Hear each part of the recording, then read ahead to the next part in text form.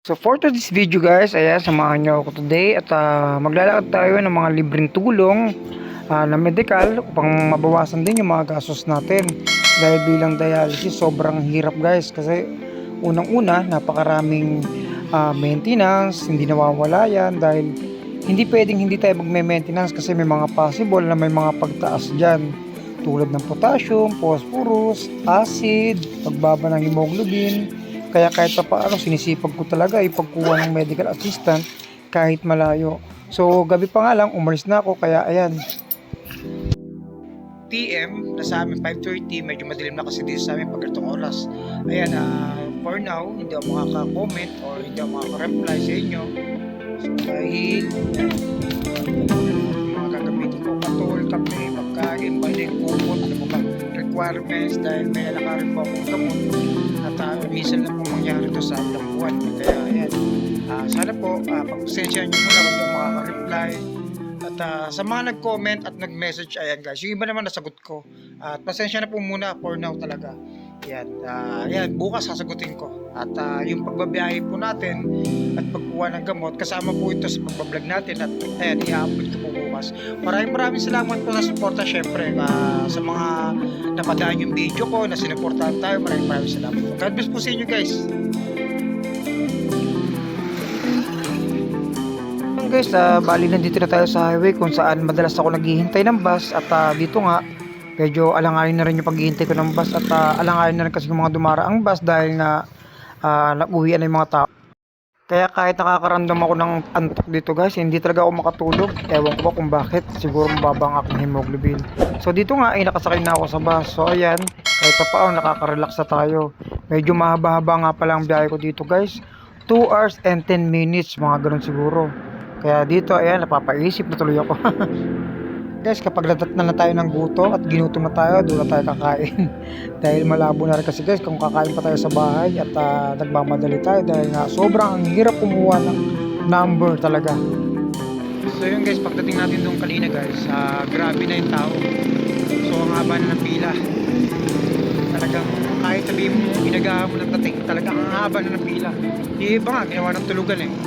So ang gagawin natin, magmamagic na lang tayo mamaya.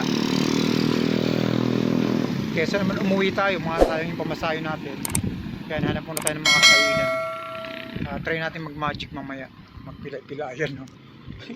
Kasi guys, hindi naman kasi halata na nagda-dialysis tayo. Kaya yung iba, ayaw magbigay ng upuan. So, ang gagawin natin mamaya, mahala na, magkano na lang tayo. Magda-dramatic.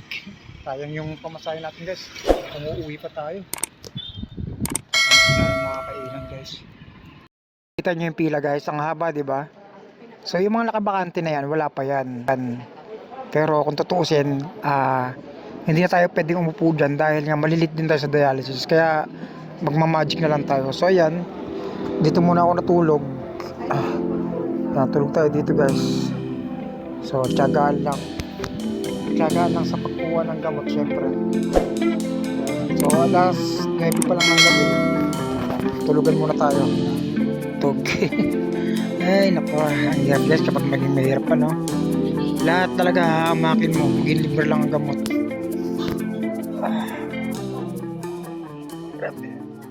Tiyaga lang talaga guys.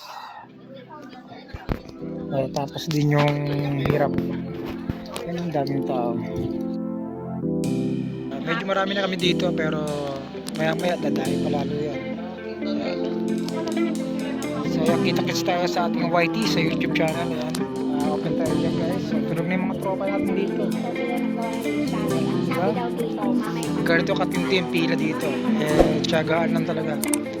Kung wala kang tiyaga, talagang gagastos ka ng malaki para sa gamot mo.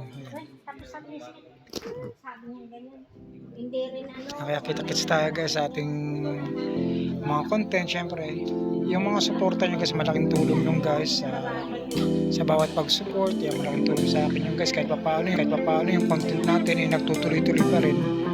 Nagkakaroon pa rin tayo ng mga content na nagbibigay aral para sa sitwasyon ng isang dialysis.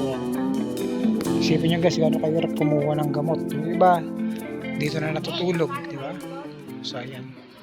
So ayan guys, God bless po muna guys. Hanggang dito muna tayo para makapagpahinga rin tayo. So ayun guys, bali 11:45 ng gabi dito sa ating medical assistant. Kung makapansin nyo guys, kukunti pa nga lang dito yung mga naghihintay para sa mga libreng medical assistant, which is kahit sabihin nyo napakahirap ng pagkakaroon ng pagkuha ng medical assistant. Ayan, talagang tiyagaan lang po guys, kaya ingat-ingat lang talaga at iwasan nyo po talaga na magkasakit dahil mahirap maranasan yung mga ganitong sistema pagdating sa gobyerno, yung pahirapan sa pagkuha po ng gamot. Ayan po. Ayan, tiyagaan lang. Kaya guys, sa mga nakarating itong video natin sa napadaan, yan, pwede nyo po ko i-subscribe sa ating YouTube channel, Officially Pro, and lalo po sa ating page yan, Officially Pro, yung Facebook. Thank you po. Maraming salamat. Kaya dito nga, habang tahimik yung sandali, ramdam mo talaga yung hirap, yung pangamba, kung meron bang makukuhang assistant, kung mapapadali ba yung pila. Kaya halos lahat dito nag-PTS dahil lahat dito may mga pinagdadaanang sakit tulad ng cancer. Kaya ayan, tsaga-tsaga lang talaga. Kaya matapos nga ang ilang oras namin paghihintay, sa wakas nakakuha na kami ng medical assistance. Kaya dito nga nagkayaan nga ang tropa na kumain muna o mag-bonding kahit mga ilang oras dahil maraming salamat sa supportive guys. So ayan, pauwi na kami guys. So bago kami umuwi, bonding muna. Konting kain, konting moment. Let's go. Hello dahil. Sige guys, maya-maya na guys. Kaya ini-enjoy talaga namin yung mga ganitong moment guys, kasi minsan lang itong mangyari.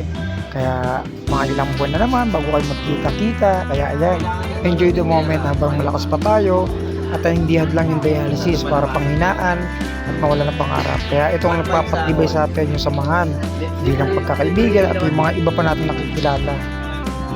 Kaya kung alam mong pagod ka na bilang dialysis sa mga hamon at pangamba sa buhay, isipin mo na lang maraming lumalaban at marami pang nangangarap. Kaya mo yan, kaya natin yan. Gabay lang ng Lord. Tandaan mo, magpagamit tayo kay Lord, yun ang pinaka-importante.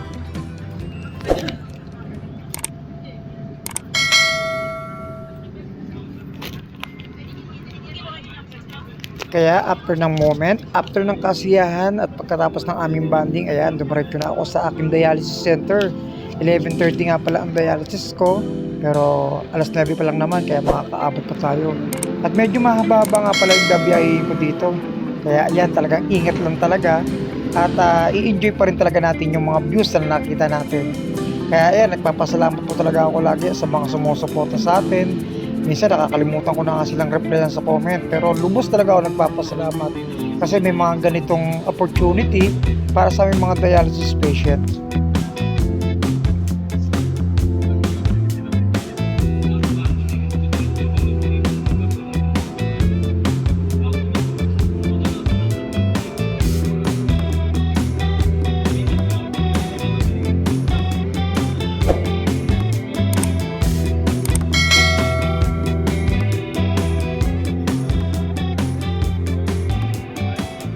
Ayan, medyo malapit-lapit na tayo sa ating center. At dito nga may dadaanan muna ako kahit saglit. Kasi ako bumibili ng aking baon tulad ng tinapay o yung kinakain ko daling dialysis. Importante kasi na may baon ka o may kinakain ka. Mahirap kasi magkaroon ng hypo. So guys, papunta na tayo sa dialysis. Dito nga sumakay na ako ng jeep para mapadali. Mahal kasi ang tricycle dito guys, lalo na kapag ikaw lang. Kaya ayan, going na tayo sa dialysis. And dito nga guys, ayan, nakasalang na kagad tayo dahil nga sabi ko nga, late na tayo ng 20 minutes. Pero okay lang yan, naintindihan naman nila. Kaya ayan, ingat-ingat lang po talaga at maraming salamat po sa lahat ng suporta.